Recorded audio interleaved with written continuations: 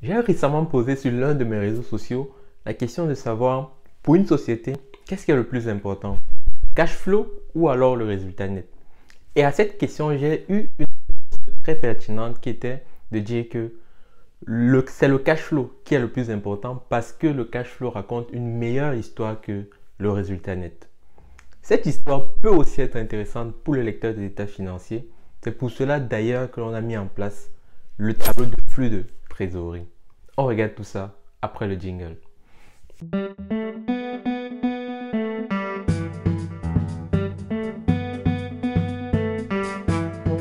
Bonjour à toi et bienvenue sur ma chaîne. Moi c'est Kevin Toussi, jeune diplômé d'expertise comptable. Sur cette chaîne, on parle de deux principales thématiques, comptabilité et finance.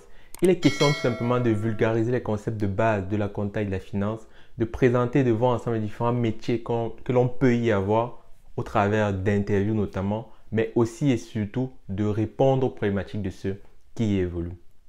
Pour cette nouvelle vidéo, je propose de voir avec toi ce que est le tableau de flux de trésorerie. Comme je le disais, le cash flow raconte une meilleure histoire que le résultat net. Toutefois, ces deux éléments sont partie intégrante de la comptabilité. Il peut donc être très intéressant pour le lecteur des états financiers de comprendre quels sont les éléments qui permettent de différencier, quels sont les éléments qui différencient le cash flow du résultat net. Il a donc été mis en place un tableau de flux de trésorerie qui permet de réconcilier le résultat net pour obtenir le cash flow. Comment est-ce qu'il se présente? Le tableau de flux de trésorerie se présente en trois principales étapes, trois principales catégories, autant pour moi. On a des flux liés à l'activité, des flux liés à l'investissement et des flux liés au financement. Prenons le premier, les flux liés à l'activité. On part du résultat net et de ce résultat net-là, on déduit un certain nombre de flux qui n'ont pas d'incidence sur le compte bancaire de la société. Ce sont essentiellement les charges non décaissables et les produits non encaissables, comme on l'a vu. Les dotations aux amortissements, les provisions pour dépréciation et bien d'autres. Lorsque l'on a fait ce travail, on déduit également la variation du besoin en fonds de roulement. Le besoin en fonds de roulement, c'est quoi? C'est tout simplement le décalage qu'il y a entre les encaissements et les décaissements. Donc, cette variation de ce besoin en fonds de roulement, il est important de le prendre en considération pour pouvoir identifier les flux réels liés à l'activité.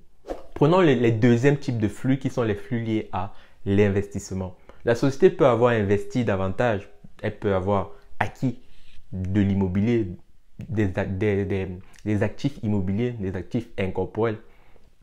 Si elle a acheté par exemple un immeuble, si elle a acheté par exemple un matériel, il y a du cash qui a sans doute été décaissé.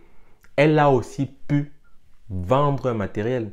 Donc, ces flux liés à l'acquisition du matériel ou alors la vente du matériel doivent être pris en compte.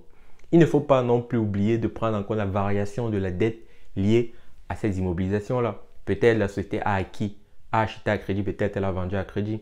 Donc, il faut bien retraiter les acquisitions et les cessions de la variation des dettes d'immobilisation pour bien prendre en compte uniquement les flux liés au financement, liés à l'investissement de la période. Troisième et dernière catégorie de flux sont les flux liés aux opérations de financement. Deux types de financement sont possibles dans une société. Financement en interne et financement à l'externe. Lorsque l'on prend les financements en interne, il s'agit principalement du capital. La société a peut-être réalisé une augmentation de capital ou alors peut-être une réduction de capital. Elle a fait varier son capital de façon générale. Ce sont les éléments qui entrent en compte dans ces flux. La société a peut-être aussi distribué des dividendes, des réserves, de la prime. Ce sont une fois de plus des éléments qui entrent en compte dans les flux liés aux opérations de financement en interne. Si on prend les financements externes dont la société a sans doute réalisé un emprunt bancaire, sur cet emprunt bancaire, si elle a souscrit à cet emprunt, ce sont des flux en plus qui entrent. Si elle a remboursé totalement ou partiellement un ou plusieurs emprunts qu'elle possède, c'est également des flux qui sortent. En prenant donc en compte les flux liés à l'activité de financement interne et externe, on obtient les flux liés à l'activité de financement global de la société. La somme des flux liés à l'activité, à l'investissement et au financement donne tous les flux monétaires qu'il y a pu avoir dans la société sur la période. Ce montant correspond donc à la variation tout simplement du compte bancaire de la société. Le tableau de flux de trésorerie permet donc de réconcilier résultat net et cash flow. En partant du résultat net et en faisant un certain nombre de retraitements, on obtient le cash flow.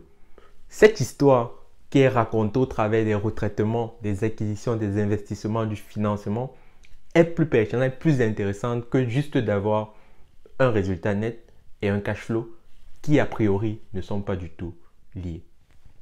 Avant de conclure, il est important de dire que ce tableau de flux de trésorerie n'est pas obligatoire en norme française pour l'établissement des comptes annuels. Ce tableau est obligatoire lorsque l'on établit déjà des comptes consolidés. C'est pour ça que dans la plupart des comptes sociaux, comme on les appelle les comptes annuels ou comptes sociaux, il n'y aura pas une obligation de mettre en annexe cette information, mais uniquement dans les comptes consolidés que vous pouvez retrouver. Si cette vidéo t'a plu, n'hésite pas à mettre un pouce bleu, cela m'aide énormément. Abonne-toi également à cette chaîne, active surtout la cloche de notification pour ne pas rater de prochaines vidéos comme celle-ci. Je te dis à très vite.